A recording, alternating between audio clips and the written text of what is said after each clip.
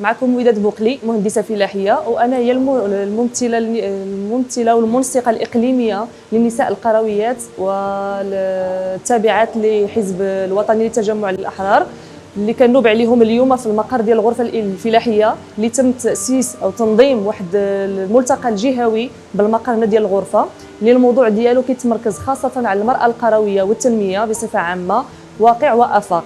هذا اليوم هذا تبرمج في اطار ديال استعدادات لتنزيل برامج للتنميه القرويه بصفه عامه، بيسك الجهه ديالنا الاغلبيه ديال المناطق فيها هي مناطق جبليه.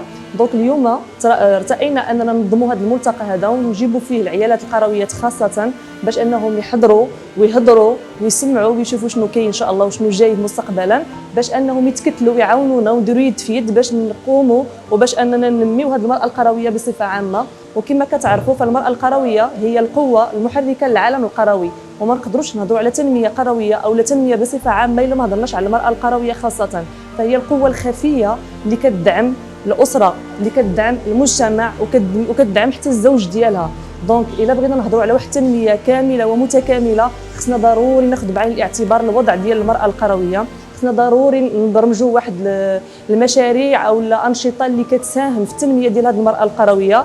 وكما كنعرفوا من طبيعه الحال ان المراه فهي اليد الخفيه اللي كتربي الاجيال، سواء الذكور او الاناث كتوجد المجتمعات اللي غادي تخدم من بعد منا ان شاء الله.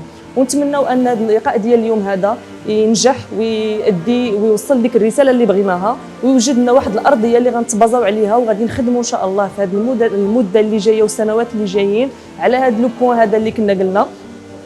بويسك بغينا نديروا التنميه خصنا ضروري نخدموا على المراه بصفه عامه، وبويسك حنا كنهضروا على التنميه القرويه فاحنا ما يمكنش ما نهضروش على الفلاحه.